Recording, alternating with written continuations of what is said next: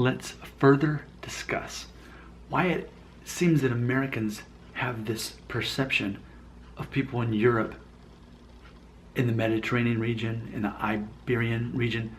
They have this perception that those people aren't really Europeans, that those people aren't really in Europe. So for example, it is a common misconception that many Americans have or don't really think through, but when they think of places like Portugal and Spain, Greece, they tend to think of places that aren't actually in Europe or not actually European.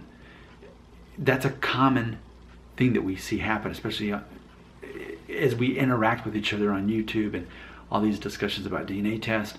And you'll have these Americans who say, well, I thought I was 100% white, but then I found out that I'm 15% Greek, so I guess I'm not. Or I found out I'm 20% Iberian, so I'm not really white because I'm Spanish now.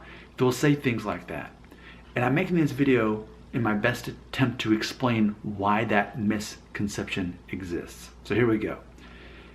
In American culture, in the American mindset, we have been trained by our government to choose a color because we are forced to take these surveys, questionnaires all the time for the government to determine who's white of European descent, who's Hispanic, but specifically Hispanic with Native American. That's basically what they're getting at. Who's of African descent and who's of Native American descent. We are forced to put ourselves in one of those boxes. The first time I remember doing it was I was in first grade. I was filling out one of those standardized tests. And so you're brainwashed. Label yourself, you're one of these. So because of that, we segregate ourselves in our minds as far as we're very classified. We're taught to identify by the color of our skin, not necessarily in a racist way, because the whole point is to protect minorities, to give minorities a fair shot along with everybody else, to make sure they're not marginalized. That's kind of the concept here.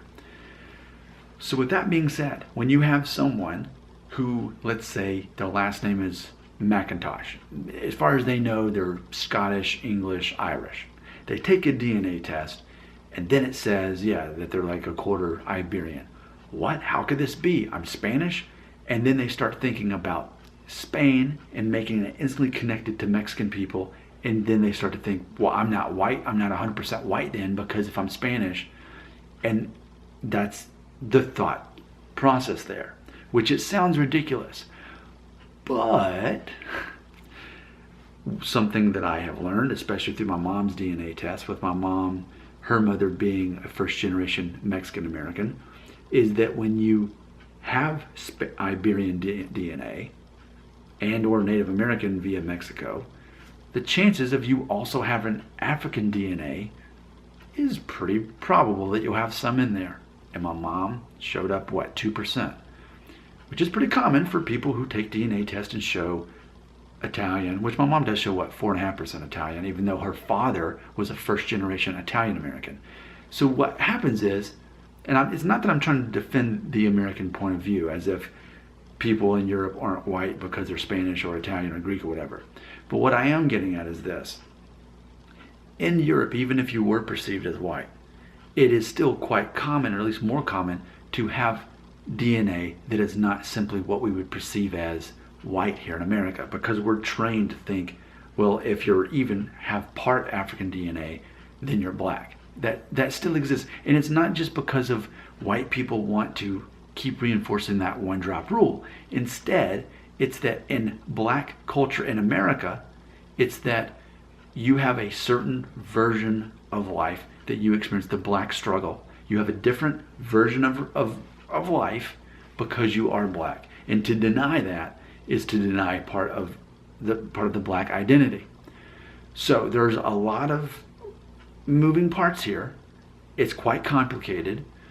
So ultimately, that is the best way I can explain why white people here in America get all excited or confused when they take a DNA test and it shows up that they're Spanish or Italian or Greek or Jewish, and they think, oh, so I'm not just another white person, I'm also this. They take it to that extreme because that's so foreign compared to just thinking that you're just white, according to this form you filled out your whole life. I'm not justifying it, I'm not defending it, but I am explaining it because, and I've got a video coming up about this, and that is that from one nation to the next, especially across a whole ocean, what happens is it's almost like we see each other as aliens visiting this planet trying to understand.